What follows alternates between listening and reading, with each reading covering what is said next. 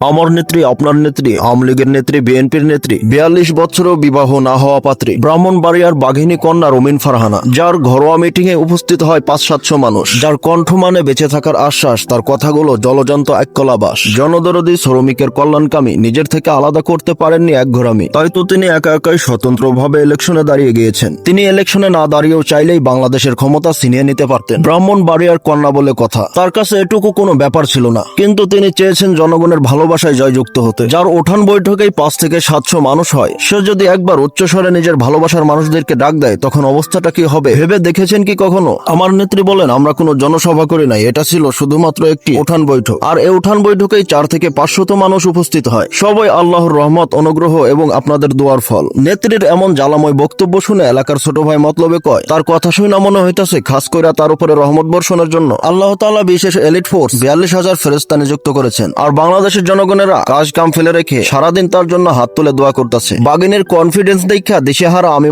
মতলব দিশেহারা হোক আর না হোক, আমার নেত্রী আমার কাছে প্রিয়, আমার জানের জান, আমার মনের ধন। জীবনে যদি কোনো নেত্রীকে দিল দিয়ে থাকি, তিনি হলেন ব্রাহ্মণবাড়িয়ার বাঘিনী নেত্রী, যার চাহনি প্রতিপক্ষের কাছে কামানের ছোড়া বলে, তার আওয়াজ যেন নিউক্লিয়ারের মতো কাজ করে। আমার নেত্রীর কিছু হলে ঢুকবে বেগুন ঘরে ঘরে। নেত্রীর আসল চেহারা দেখে আমি পুরাই মুগ্ধ। বহুদিন আগের কথা, ম্যাজিস্ট্রেট একবার ভুল করে নেত্রীর উঠান বৈঠকে ঢুকে পড়ে। বৈঠক সমাপ্ত করার কথা বলতে দেরি, কিন্তু আমার নেত্রীর গর্জে উঠতে দেরি হয় না। ব্রালের মতো আওয়াজ তুলে তিনি বলেন, এটা ব্রাহ্মণবাড়িয়া, এখানে চলে আমার আইন, এখানে কি হবে না হবে সেটা আমি তয় করব। আমার এলাকায় হস্তক্ষেপ করতে আসলে পরিণতি ভালো হবে না। এটা আপনার প্রথম ভুল দেখা ক্ষমা কইরা দিলাম, নিজের ভালো চাইলে এখান থেকে চলে যান। নেত্রীর হুঙ্কার শুনে ম্যাজিস্ট্রেটের কদমজোড়া কান্দে উঠা গেছে, কোন রকম জানটা লইয়া ফিরাইছে। সে বুঝতে পারে নাই আর কি, প্রথমত ভুল কইরা ব্রাহ্মণবাড়িয়ায় ঢুকে পড়ছে, তারপরে আবার আমার নেত্রীর উঠান বৈঠকে। এত কিছুর পরেও যে সে আমাদের মাঝে এলাইভ আছে, এটাই আল্লাহর কাছে লাখো শুকরিয়া। নেত্রীর এমন হুঙ্কার শুনে বেজায় খুশি আমার মতো মকা পাবলিকেরা, খুশিতে আত্মহারা হয়ে স্লোগান তোলে।